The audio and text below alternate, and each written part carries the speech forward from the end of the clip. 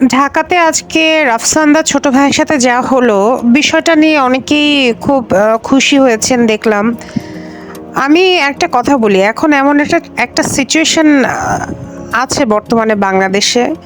ঠিক আছে, একটা সময় মানুষ ভয়ের কারণে হোক বা একটু সুবিধা লাভের আশায় হোক বা স মানে পরিস্থিতি বুঝে হোক বা পরিস্থিতির শিকারে হয়তো অনেক সময় অনেকের প্রশংসা করেছে, দলে ভিড়েছে।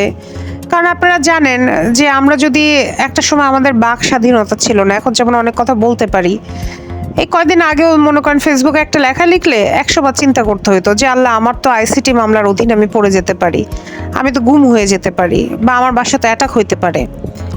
তো এইগুলো থেকে বেঁচে থাকার জন্য অনেক সময় কিন্তু অনেকে অনেক কিছু বলছে, কিন্তু মুখ খুলে বলে নাই, মানে মুখ খুলে বললেও মন থেকে হয়তো বলে নাই।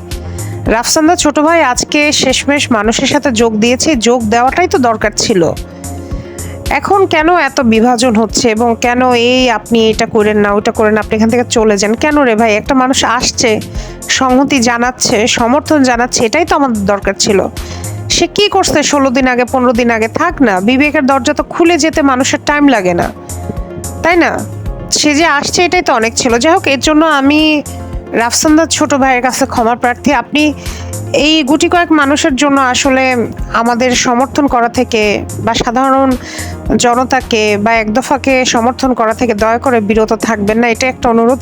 এখন আসলে আমাদের ঐক্যের সময়, এখন আর বিভেদের সময় না। কেউ যদি আসতে চায়, ওয়েলকাম। মানুষের বিবেক কখন খুলে যায়, মানুষ কখন তার ভুল বুঝতে পারে, মানুষ কখন কার পক্ষে চলে আসে, সেটা তো কেউ জানবে না। হয়তো তখন সে ওই পরিস্থিতিতে ছিল না এরকম কথা বলার জন্য। হতে পারে না? হতে পারে তো। তো যাই হোক, এরকম তো শুধু রাফসানদার ছোট ভাই না, আরও অনেকেই আমরা দেখেছি যে চুপ ছিল, পরিস্থিতি বুঝে তারা এখন পক্ষে এসেছে। তো রাফসানদার ছোট ভাইয়ের কাছে আমি সরি বলে নিচ্ছি।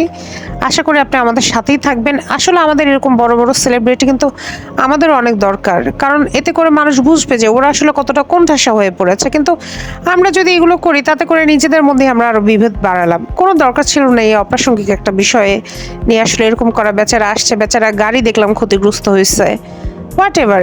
এটা এটা এমনকি যদি এখন জুনায়েদ আহমেদ পলকও বলে যে হ্যাঁ আমি আপনাদের সাথে আছি, okay fine, you are welcome, you are welcome. এখন আসলে মানুষকে যত নিজেদের দিকে দিকে টানা যায়, এটাই আর কি। ধন্যবাদ, সবাই ভালো থাকবেন।